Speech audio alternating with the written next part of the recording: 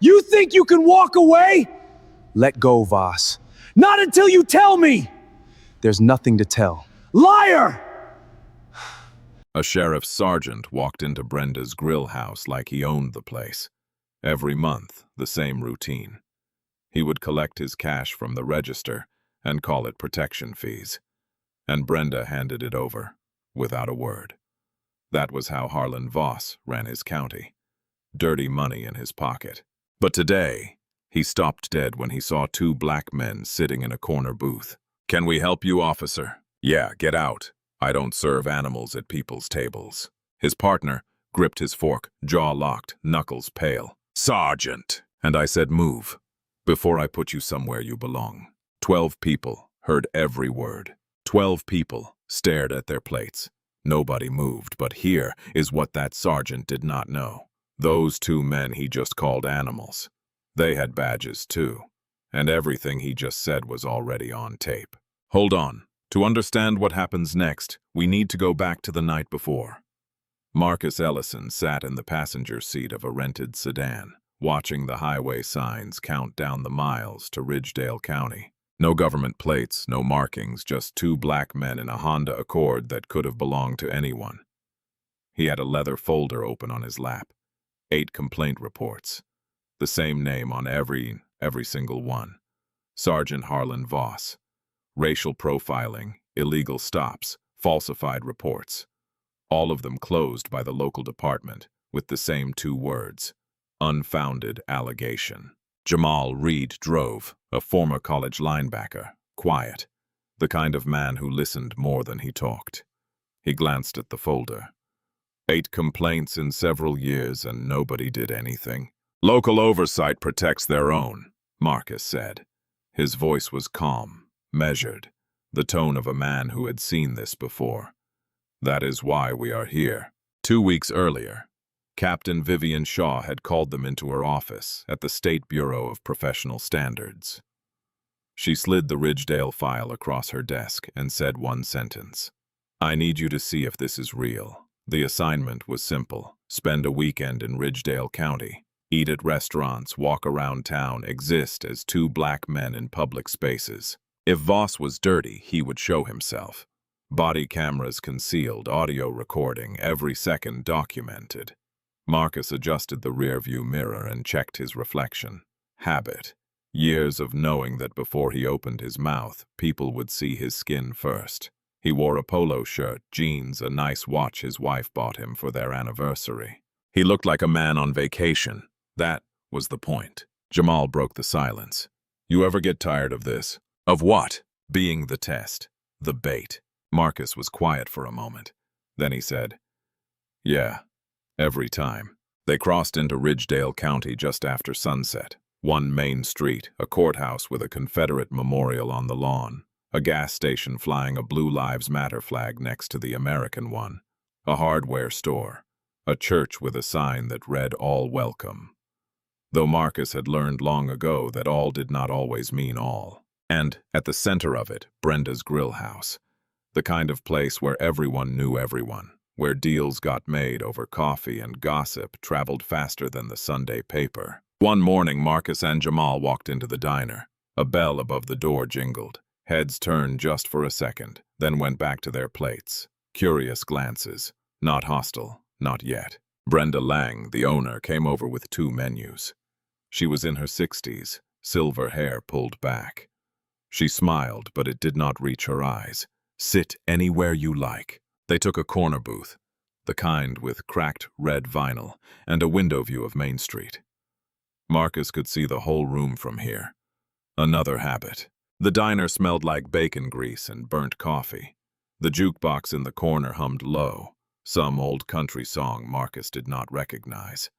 Plates clattered in the kitchen. A waitress poured coffee at the counter, the ceramic mugs clinking together like church bells. They ordered.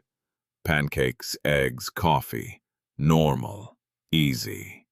Jamal pulled out his phone, pretended to scroll. Really, he was checking the concealed recorder in his jacket pocket. Green light. Rolling. Marcus sipped his coffee, watched the door. Near the register, a waitress leaned toward Brenda and whispered something. Marcus caught the fragment. Voss usually comes in around now. Brenda's whole body tensed. She wiped the same spot on the counter twice, 3 times. That told Marcus everything. This man had weight in this town, the kind of weight that made people wipe counters that were already clean. Jamal saw it too. He set down his phone. "He's coming." Marcus nodded, did not look up, just stirred his coffee and waited. The bell above the door jingled. Harlan Voss walked in, full uniform, Ridgedale County Sheriff's Office patch on his shoulder, gun belt sitting heavy on his hips, mirrored sunglasses pushed up on his buzz-cut head, even though the sun was not in his eyes. Behind him, a younger deputy, mid-20s, Caleb Ross, a skinny kid with a fresh haircut and a uniform that looked like it still had creases from the package. The diner went half silent, forks slowed, conversations dropped to murmurs. Brenda straightened up behind the register like a student when the principal walks into class. Voss did not head to the counter, did not wave at the regulars. His eyes swept the room in one practiced motion and locked onto the corner booth where Marcus and Jamal sat. He walked straight toward them. His boots hit the tile floor with that deliberate cop rhythm. Slow, heavy, the kind of walk that says, "I have all the time in the world, and you do not." He stopped at the edge of their booth, did not sit, did not lean, just stood there, looking down at them like a man inspecting something. He stepped in. "Morning." His voice was casual, almost friendly. "You boys passing through?" Marcus set down his coffee cup, looked up, met his eyes. "Just having breakfast." "Uh-huh." Voss tilted his head. "Where are you staying?" Jamal glanced at Marcus, then back at Voss. "Is there a reason you're asking?" The shift was instant. Voss's jaw tightened, his shoulders squared, the friendly mask cracked just a little. "I'm asking because I'm asking." "That a problem?" "No problem," Marcus said, voice even. "We are not staying anywhere, just came in for food." "Right." Voss pulled a small notepad from his belt, clicked a pen. "I'm going to need to see some ID." Marcus did not move. "For eating pancakes?" "For being in my county," Voss said. Not loud, not quiet, just flat matter-of-fact, like it was the most reasonable thing in the world.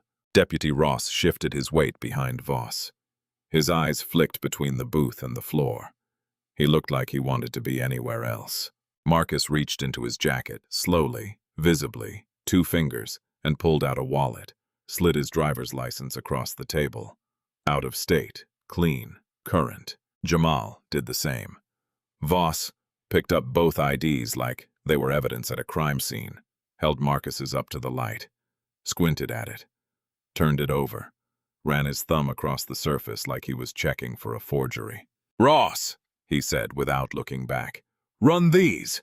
The deputy stepped forward, took the IDs, and walked back toward the door, where his radio was clipped to his shoulder. His voice crackled low as he called it in to dispatch. The diner stayed quiet. Every person in that room was watching now. Pretending not to watch. Eyes on plates, ears wide open. Marcus's pancakes were getting cold. He did not touch them. Voss stood there, arms crossed, staring down at them like he was waiting for one of them to blink first. Moments passed. The dispatcher's voice came back through Ross's radio. Tinny, distant. Marcus could not make out the words, but he saw Ross's face. No change, no surprise. Clean return. Ross walked back over and handed the IDs to Voss. Both clear. No wants, no warrants. Voss did not move. Did not hand the IDs back. A clean return should have ended it. That is how it works. No warrants, no holds, no reason to detain. You hand back the IDs, say have a nice day, and walk away. Voss did not walk away. He set the IDs on the table, but did not push them across. Left them just out of reach. Then he leaned in, not sitting, just bending down so his face was level with theirs. "We have had some break-ins around here lately," he said. Voice low now, just for them. 2 guys, matching your general description. Marcus did not blink. "What description is that?" Voss smiled. Not a friendly smile, the kind of smile that does not reach the eyes. "You know what description." Jamal's hand tightened around his fork. Marcus saw it. saw the way his knuckles went pale, saw the muscle jump in his jaw. "So, here is what is going to happen," Voss said, straightening up. Louder now, loud enough for the whole diner to hear. "You two are going to step outside with me for a minute so we can sort this out. Just a few questions, should not take long." "Sort what out?" Marcus asked. "You just ran our IDs. We are clean." "That is what the computer says." "I am not so sure." Voss tapped the table with his knuckle. Twice. Shop. Outside. Now. Nobody in that diner said a word. Brenda clutched a dish towel at the register. A mother, 2 booths over, pulled her daughter closer. An old man at the counter stared at his eggs like they held the secrets of the universe. Not one person spoke up. Marcus reached into his pocket, slowly, always slowly, and pulled out a $20 bill. Set it on the table next to his half-eaten pancakes. Jamal did the same. They stood up. Marcus buttoned his jacket, 1 button at a time, every movement deliberate, controlled, hands visible, no sudden motions. The choreography black men learn before they learn to drive. Voss stepped back, gestured toward the door with his chin. "After you." They walked, Voss behind them, Ross behind Voss. Every eye in that diner tracked them to the door. The bell jingled again as they stepped outside into the bright morning sun. The parking lot was gravel, hot already, the kind of heat that makes the air shimmer. Voss's patrol car sat in the handicap spot. No placard, no reason, just because he could. "Over here," Voss said, pointing to the front of the cruiser. "Hands on the hood." Marcus stopped, turned. "Sergeant, with respect, what is the probable cause here?" "Probable cause is I said so. Hands on the hood, both of you." Jamal looked at Marcus. Marcus gave the smallest nod. They stepped forward, placed their hands flat on the hood of the cruiser. The metal was hot, scorching. Marcus felt it through his palms. He did not flinch. Voss keyed his radio. "Dispatch, this is Voss. I am at Brenda's with 2 suspicious individuals, requesting a backup unit to my location." Suspicious individuals, that is what they were now. 2 men eating pancakes. Suspicious. The dispatcher's voice came back. "Copy that, Sergeant. Unit en route." Marcus's concealed body camera was recording everything. Every word, every angle, the sun glinting off Voss's badge, the way his hand rested on his belt, the way Ross stood off to the side staring at the ground like he was trying to disappear. Jamal's audio recorder was running in his jacket pocket, crystal clear, time-stamped. Voss walked around to the trunk of their rental car, stood there, looked at Marcus. "Pop it. Do you have a warrant?" "I do not need a warrant. Pop the trunk or I will pop it myself." Marcus reached into his pocket slowly, always slowly, and pressed the key fob. The trunk clicked. Voss lifted it, looked inside. A duffel bag, a laptop case, a jacket. Normal travel stuff. He unzipped the duffel, pulled out clothes, shook them, tossed them back in. Opened the laptop case, rifled through papers. "What exactly are you looking for, Sergeant?" Marcus asked. His voice was calm, but there was an edge now. Sharp, thin. "I will know it when I see it," Voss muttered. He found nothing, because there was nothing to find. He slammed the trunk shut, walked back around, stood behind Marcus and Jamal, with his arms crossed. A second patrol car pulled into the lot, gravel crunching under the tires. 2 more deputies got out. Now, it was 4 officers for 2 unarmed men eating pancakes. Voss briefed them loud enough for Marcus and Jamal to hear. Suspicious individuals, out-of-state plates, uncooperative, possible connection to recent break-ins. None of that was true. Not one word. One of the new deputies, older, gray at the temples, glanced at Marcus and Jamal, then back at Voss. He did not say anything, but his face said plenty. Voss stepped up close behind Marcus, too close. Marcus could feel his breath on the back of his neck. "Here is your options," Voss said quietly. "I can hold you for 48 hours while we figure out who you really are. Or you can get in your car, leave Ridgedale County, and not come back. Your call." Marcus turned his head just slightly, enough to make eye contact. "We are not leaving." Voss's eyes narrowed. What did you say? I said we are not leaving, Sergeant. We have every right to be here. The air went tight, taut, like a string pulled too hard. Voss's hand drifted toward his cuffs. And that is when Marcus decided it was time. Voss's hand hovered over his cuffs. His fingers drummed against the leather case once, twice, like he was deciding whether to pull the trigger on something that could not be undone. Turn around, he said, both of you. Marcus and Jamal stayed facing the cruiser, hands still on the hood. The metal burned against their palms. Neither one moved. I said, turn around. Marcus spoke without turning his head. Are we under arrest, Sergeant? You will be if you do not do what I say. On what charge? Voss stepped closer. So close Marcus could smell the coffee on his breath. Obstruction, resisting, failure to comply. Take your pick. Jamal's jaw flexed. His whole body went rigid. Marcus could feel the tension radiating off him like heat off asphalt. Jamal, Marcus said quietly. Easy. Voss stepped around to Jamal's side, leaned in. Oh, so you are the hot-headed one, huh? The one who is going to do something stupid? Jamal did not answer, did not look at him, just stared straight ahead at the diner windows, where faces were pressed against the glass. Voss laughed, low, mean. Yeah, that is what I thought. Old bark. He walked back to Marcus, pulled a pair of black gloves from his belt. Latex. Snapped them on, slow, deliberate. The sound cracked in the quiet parking lot. Hands behind your back, Voss said. For what? Marcus asked. Pat down. Standard procedure. We already complied with your illegal stop and illegal search. Now, you want to put your hands on us. Voss grabbed Marcus's wrist, hard, yanked it behind his back. Marcus's shoulder twisted. Pain shot down his arm. He did not make a sound. I do not remember asking your opinion, Voss said into his ear. He patted Marcus down, rough, aggressive, hands running up his legs, along his sides, across his chest. Every motion designed to humiliate, to remind Marcus who had the power here. He found the phone in Marcus's pocket, pulled it out, looked at the screen.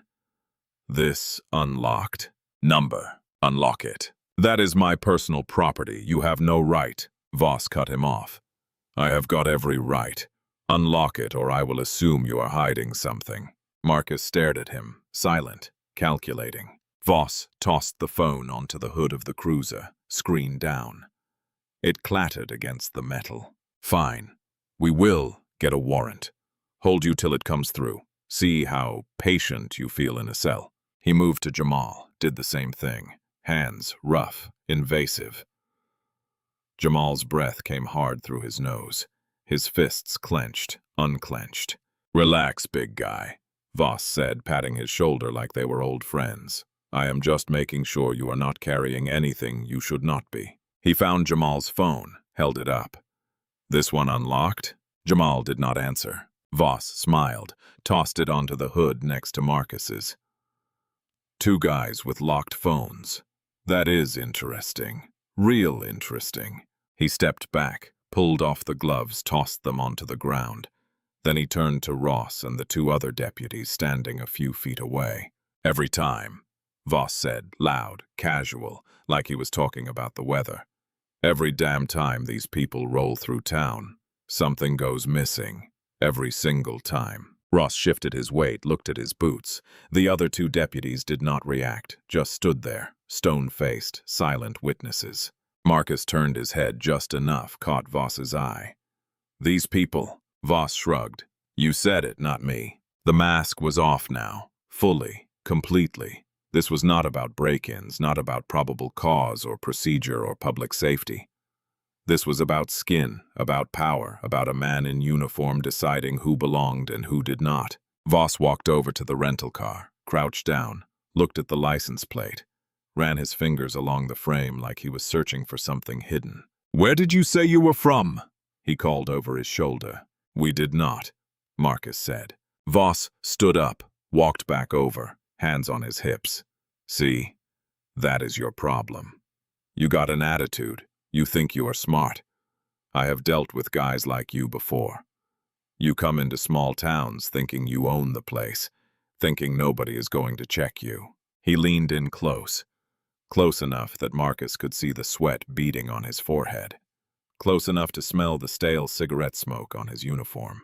"But this is my town," Voss said, "my county, and I decide who gets to walk around free and who does not. You understand that?" Marcus's voice was ice. "I understand you perfectly, Sergeant." Something flickered in Voss's eyes. Anger, or maybe recognition. Like some part of him knew he just crossed a line he could not uncross. But he did not back down. He turned to the other deputies. "Run a full background check, both of them. I want employment history, known associates, prior addresses, everything." One of the deputies hesitated. "Sergeant, we already ran their IDs." "I said run it again," Voss snapped. "And this time dig deeper." The deputy nodded, walked back to his cruiser. Voss turned back to Marcus and Jamal. "You two are going to stand right here. Do not move. Do not talk. Do not even breathe wrong. You got me?" They did not answer. Time passed. The sun climbed higher. Sweat dripped down Marcus's back. His arms ached from holding them behind him, but he did not move, did not complain. This was the test. This was what they came for. Voss paced back and forth, gravel crunching under his boots. He kept glancing at them, then at the diner, then back at them. Like he was waiting for something, an excuse, a reaction, anything to justify what he had already decided to do. Finally, he stopped in front of Marcus. "You know what I think?" Voss said. "I think you two are running something. Drugs, maybe. Stolen goods. Something. Nobody drives hours just to eat pancakes in the middle of nowhere." "We are not running anything," Marcus said. "Prove it." "I do not have to prove anything. That is not how this works." Voss's face went red. His hand shot out, grabbed Marcus's collar, twisted it, pulled him forward. "Let me tell you how this works," Voss hissed. Spit flecked his lips. "You do what I say when I say it, or you spend the weekend in a cell. That is how this works." Ross stepped forward. "Sergeant." "Stay back, Ross." Ross froze, hands half raised.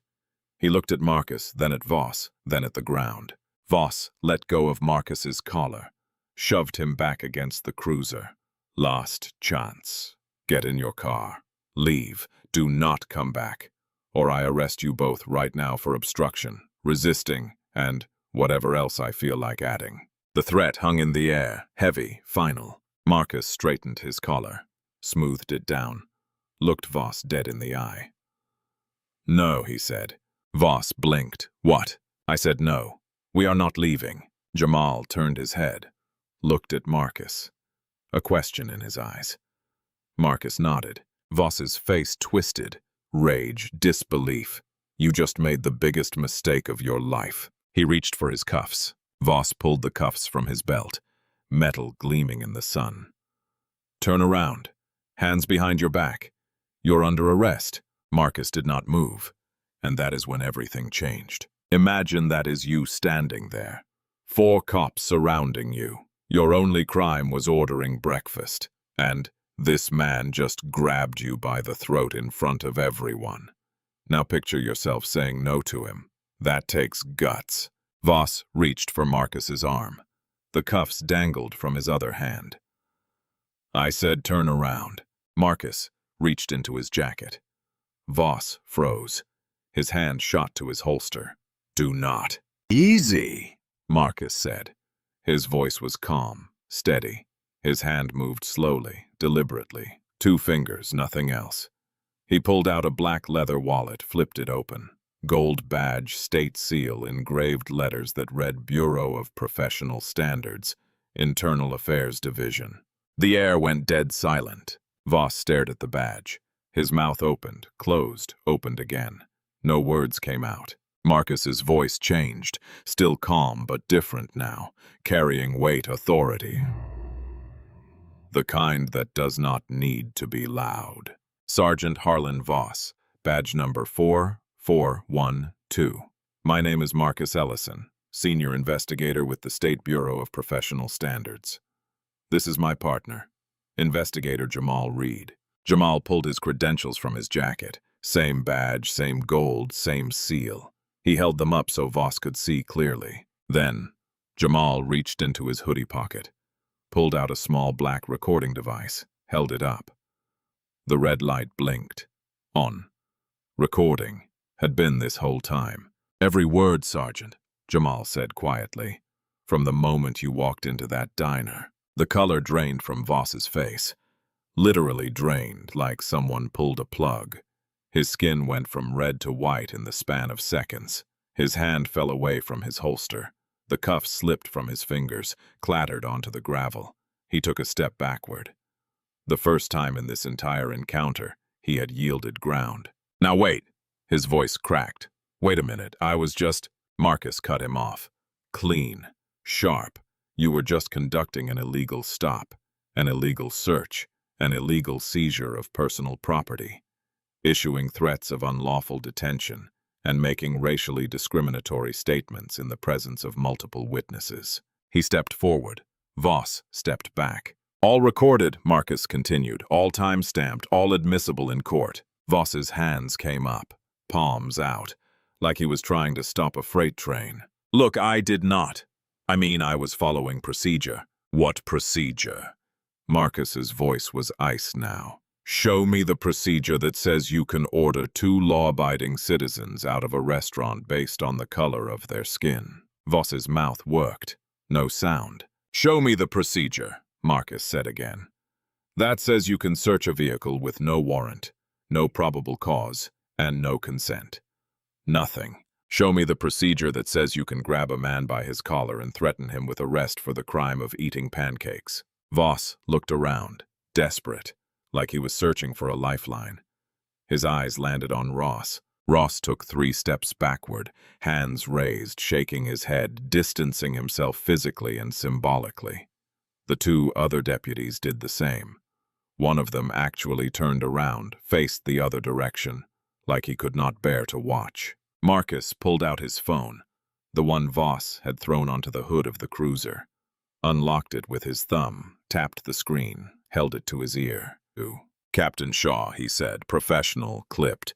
"This is Ellison. We have more than enough, requesting immediate suspension and custodial escort for Sergeant Harlan Voss, Ridgedale County Sheriff's Office." Voss's knees actually buckled just slightly, like the ground shifted under him. Marcus listened for a moment. "Yes, ma'am. Multiple civil rights violations, illegal detention, illegal search, discriminatory language, all on body cam and audio. I will send you the files within the hour." He paused. "Affirmative. We are holding position." He lowered the phone, looked at Voss. "State units are en route. They will be here shortly." Voss's face went through about 6 different expressions in seconds. Shock, denial, anger, fear, desperation, then back to fear. This is a mistake," he stammered. "I treat everyone the same. Everyone. You can ask anyone in this town." "We did ask," Jamal said. He pulled a small notepad from his pocket, flipped it open. 8 formal complaints filed against you in recent years, all alleging racial profiling, excessive force, and abuse of authority, all closed by your department without investigation." Voss shook his head. "Those were false. Every one of them. People lying to get out of tickets. We interviewed all 8 complainants last week," Marcus said. "Their stories match. Right down to the words you used, the same words you used on us today." The diner door swung open. Brenda Lang stepped out onto the porch, hand over her mouth, eyes wide. Behind her, faces pressed against the glass. The whole diner watching now. No pretense, no looking away. One of the old men at the counter, the one who had been staring at his eggs, stood up, walked to the window, put his hand on the glass. His lips moved. Marcus could not hear it, but he could read it. About damn time. Voss tried again. "Scrambling now. I was doing my job. That is all. Just doing my job." "Your job," Marcus said, "is to serve and protect. Not to humiliate, not to target people based on skin color. Not to abuse your authority because you think nobody is watching." He stepped closer. Close enough that Voss had to look up at him now. The power dynamic had completely inverted, flipped like a switch. "But we were watching, Sergeant. We have been watching you for years, and now everyone else is about to watch too. Voss opened his mouth, closed it. His shoulders sagged. Ross spoke up. His voice was quiet, shaky. Sergeant Voss, I think. I think you should stop talking. Maybe call a lawyer. Voss turned to him. Ross, you know I am not. Tell them. Tell them I am not. Ross looked at the ground. I cannot tell them anything, Sergeant. I was here. I saw what I saw. Voss's face crumbled. Marcus pulled out a small card from his wallet. Miranda rights printed on it. He held it up. Sergeant Harlan Voss, you are not under arrest at this time. However, you are being relieved of duty pending an internal affairs investigation. You have the right to remain silent. You have the right to legal representation. Anything you say from this point forward can and will be used in administrative and criminal proceedings. He lowered the card. Do you understand these rights as I have explained them to you? Voss did not answer. He just stood there, staring at nothing. In the distance, sirens, faint, getting louder. 2 unmarked black sedans pulled into the parking lot. State vehicles. No lights, no drama, just quiet, professional efficiency. 4 agents in plain clothes stepped out, badges on their belts. They walked over to Marcus. One of them, a woman in her 50s, gray hair pulled back, extended her hand. Investigator Ellison.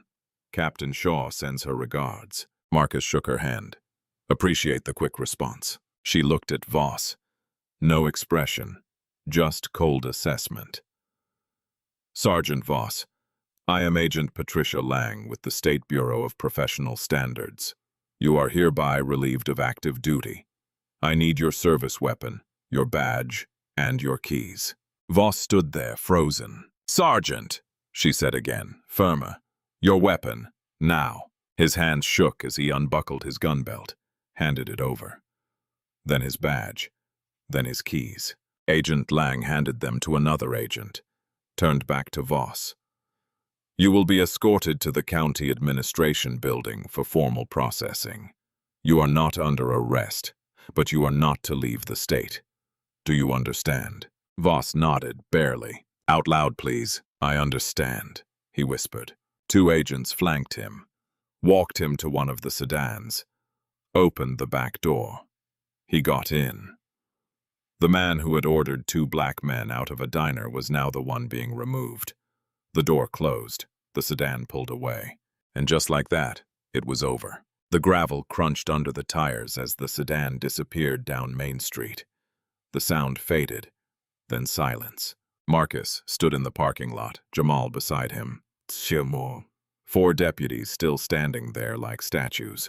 Nobody knew what to do next. Agent Lang turned to Marcus. We will need your body cam footage and audio files, full statements. I am assuming you documented everything. Marcus nodded. Every second from the moment he walked into that diner. Good. She glanced at the remaining deputies. Her eyes landed on Ross. Deputy, you were present for the entire encounter. Ross swallowed hard. Yes, ma'am. And you witnessed Sergeant Voss conduct an illegal stop, an illegal search abortique, and make discriminatory statements. Ross looked at his boots, then at Marcus, then back at Agent Lang. Yes, ma'am, I did. And you said nothing. No, ma'am, I did not. Agent Lang's expression did not change. That will be in our report. You will receive a formal interview request within 48 hours. I would suggest you think very carefully about what you want to say. Ross nodded. His face had gone pale. Marcus stepped forward, looked at Ross directly.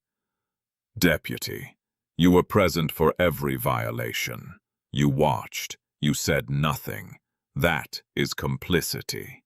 Ross's hands trembled. I know, but, Marcus continued, you also did not actively participate. You did not touch us, did not echo his statements, did not pile on. Ross looked up.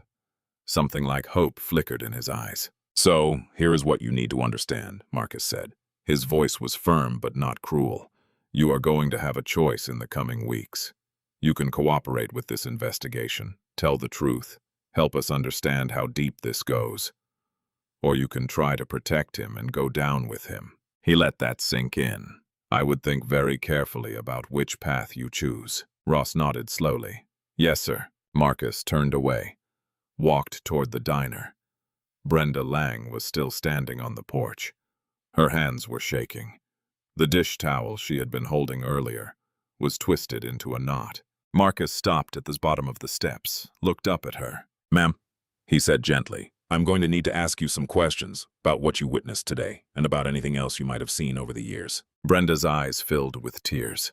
I have watched him do this for so long. To families, to kids just passing through, to anyone who did not look like they belonged here. Her voice cracked. "I should have said something. I should have done something, but I was scared. He collects money from me every month. Says it is for protection. But really it is just extortion, and I paid because I did not want trouble. I did not want him coming after my business." Marcus's expression softened. "You can help now. We will need your statement. Everything you remember. Everything you saw." "Anything," Brenda said. "I will tell you anything you need to know." "Thank you." She wiped her eyes with the towel. "Can I ask you something?" "Of course." "Why did not you tell him right away when he first came over to your table? Why wait?" Marcus was quiet for a moment. Then he said, "Because we needed to see what he would do when he thought nobody was watching. When he thought he had all the power, and we had none." He looked back at the parking lot, at the spot where Voss had stood. "We needed him to show us exactly who he was." Brenda nodded. "Understood." Inside the diner, the patrons were starting to move again. Conversations picked back up. Low at first, then louder. The shock was wearing off, reality setting in. The old man who had been at the counter walked out, stopped in front of Marcus, extended his hand. "Thank you," he said simply. Marcus shook his hand. "You are welcome. I have lived in this town 40 years, watched that man terrorize people for the last decade. Nobody did anything, nobody could." The old man's grip tightened. "I am glad you did." He let go, walked back inside. Jamal came up beside Marcus.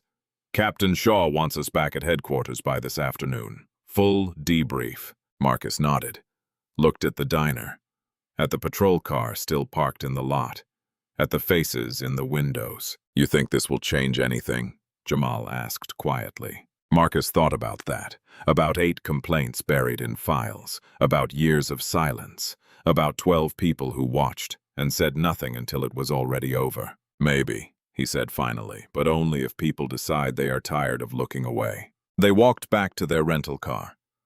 The hood was still warm from where their hands had been pressed against it. Marcus opened the driver's side door, paused, looked back one more time. Deputy Ross was still standing in the parking lot, alone now, staring at the spot where Voss had been. He looked lost. Marcus got in the car, started the engine. "Think he will cooperate?" Jamal asked. "Yeah," Marcus said. "I think he will." They pulled out of the parking lot, drove down Main Street, past the courthouse with its Confederate memorial, past the gas station with its flags, past the hardware store and the church. Behind them, Ridgedale County looked the same as it had that morning, but something had shifted. Something had cracked. And cracks, Marcus knew, were where the light got in. In the weeks that followed, the story broke wide open. Investigative journalist Lauren Hayes sat in her editing bay at the state's largest news affiliate. On her screen, body cam footage played in crystal clear high definition. Voss walking into the diner, the contempt in his voice, the illegal search, the grab, the threats. Every single frame time-stamped, documented, undeniable. Her producer leaned over her shoulder. "When can we air this?" "Tonight," Lauren said. Lead story. At 6, the footage hit the airwaves. By 6:15, it was on social media. By 7, it had hundreds of thousands of views. By midnight, it had gone viral. The comment section exploded. Thousands of people sharing their own stories. Names of other officers in other counties who had done the same thing. Hashtags trended. Civil rights organizations issued statements. The ACLU, the NAACP, local advocacy groups, all demanding accountability. The Ridgedale County Sheriff's Office switchboard lit up like a Christmas tree. Hundreds of calls, emails flooding the inbox. Sheriff Raymond Cole called an emergency press conference, stood behind a podium with the county seal on it.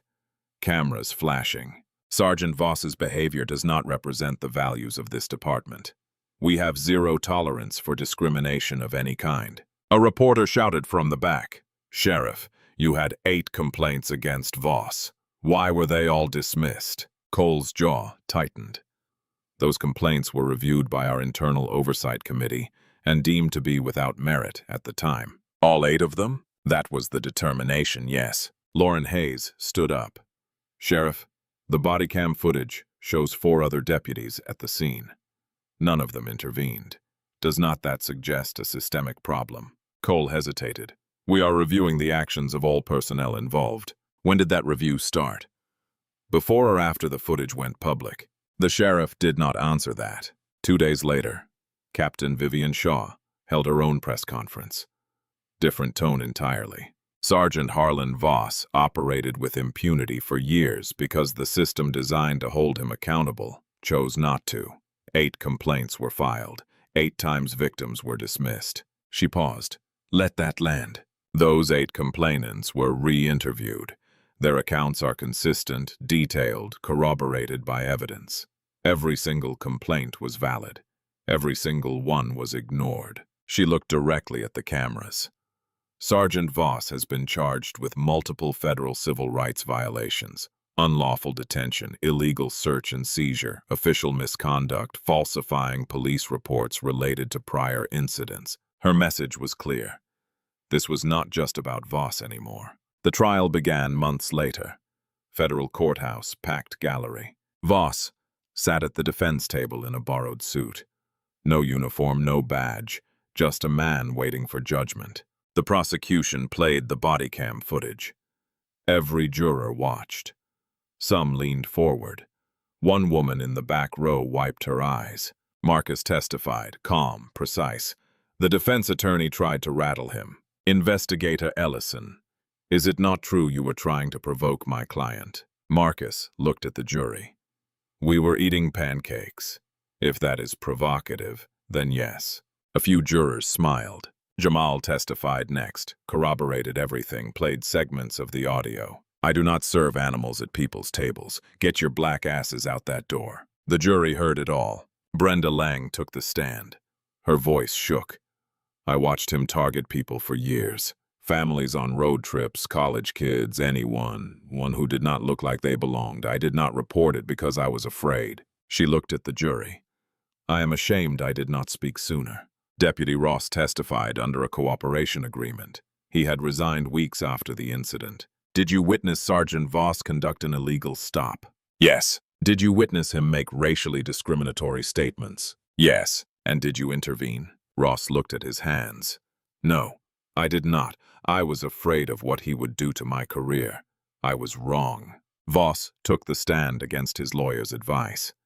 It was a disaster. He contradicted himself repeatedly, claimed he was just following procedure, but could not name the procedure. The prosecutor destroyed him. "Sergeant Voss, what procedure allows you to order paying customers out of a restaurant based solely on their race?" "I did not. I mean, it was not about race." "Then what was it about?" Voss stammered.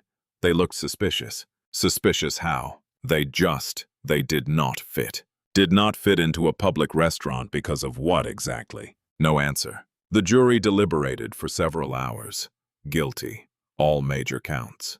The judge sentenced him weeks later. "Mr. Voss, you wore a badge for more than 2 decades. You swore an oath to protect and serve all citizens. Instead, you used that badge as a weapon. You targeted people based on skin color. You abused your authority." She looked at him over her glasses. 12 years in federal prison. Permanent disqualification from law enforcement. Forfeiture of pension. Voss's head dropped, and the Ridgedale County Sheriff's Office is hereby placed under a federal consent decree. Mandatory reforms, external oversight, comprehensive retraining, effective immediately. The gavel came down. In the gallery, Brenda Lang exhaled for the first time in months. Marcus sat in the back row. Jamal beside him. They did not celebrate, just nodded once. Justice was not a victory. It was a correction. Back in Ridgedale County, things were changing. Slowly, painfully, but changing. 2 additional deputies were terminated for complicity. Both faced separate charges. The county hired an independent oversight board, civilian-led, real authority. Brenda's grill house stayed open. Business actually picked up. She hung a small wooden sign near the booth where Marcus and Jamal had sat. It read, "Everyone belongs here." Not everyone in Ridgedale County liked the changes. Some people grumbled, said it was government overreach. But others quietly, carefully started to speak up about things they had seen, things they had ignored. The cracks were widening and light was getting in. Half a year later, Marcus Ellison sat in his new office on the 4th floor of the State Bureau of Professional Standards headquarters, deputy director. The promotion came with a corner office and a view of the Capitol building. More importantly, it came with authority, real authority, the kind that could change systems, not just individuals. He still traveled, still investigated dirty cops, but now he also supervised dozens of investigators across the state, trained new recruits, rewrote policy manuals, made sure that what happened in Ridgedale could not happen again, or at least could not happen quietly. On Saturdays when he was on the road, he still ate breakfast at diners, always pancakes, always a corner booth. Old habits. Jamal Reed transferred to the Bureau's training division. He stood in front of classrooms full of new police academy graduates and told them the Ridgedale story, showed them the body cam footage, made them watch every uncomfortable second. Then he would ask them one question. What would you have done if you were Deputy Ross? The room always went silent. That silence was the point. Caleb Ross resigned from law enforcement the week after he testified.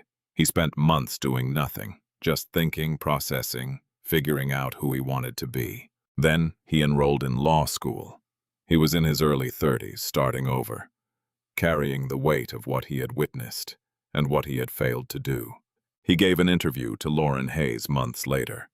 Sat across from her in a coffee shop. No cameras, just a conversation.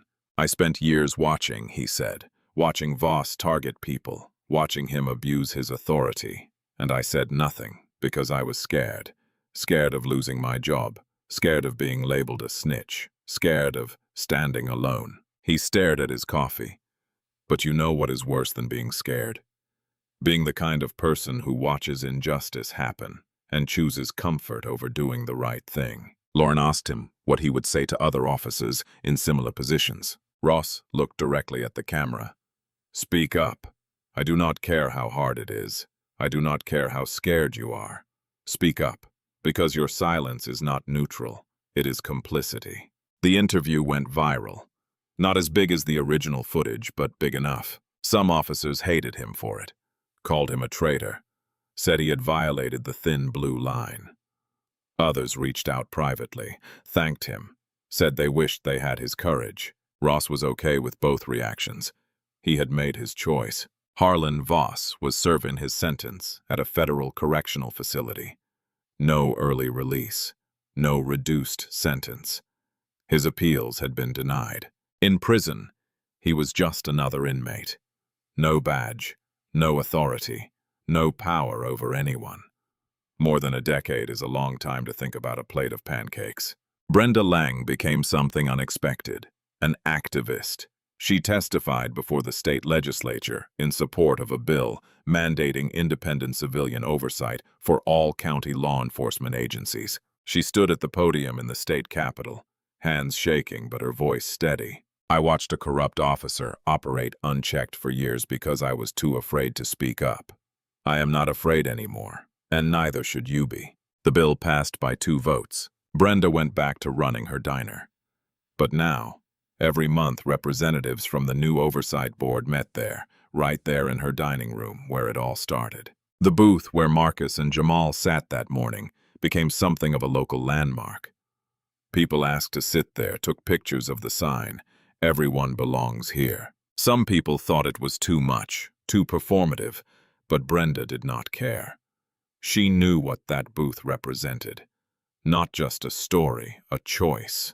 The choice to finally stop looking away. Accountability does not happen by accident. It happens when people decide that silence costs too much. Voss did not fall because he was unlucky. He fell because Marcus and Jamal refused to look away, because Brenda decided shame was not as heavy as complicity, because Ross chose truth over comfort. The system protects itself until enough people decide it should not. This story reminds us that every person we meet carries a story we cannot see at first glance. When we choose to treat others with dignity instead of suspicion, we honor the shared humanity that connects us all. It takes courage to stand up when it would be easier to stay silent. It takes integrity to admit when something is wrong, even if it means facing uncomfortable truths about ourselves or the systems we are part of. And it takes hope to believe that change is possible, even when the road to it is long and difficult. Marcus Ellison did not have to endure what he did, but he did it so that others might not have to. Jamal Reed carried the truth into training rooms so new officers would know better. Brenda Lang found her voice after years of fear, and Caleb Ross chose to start over rather than stay silent.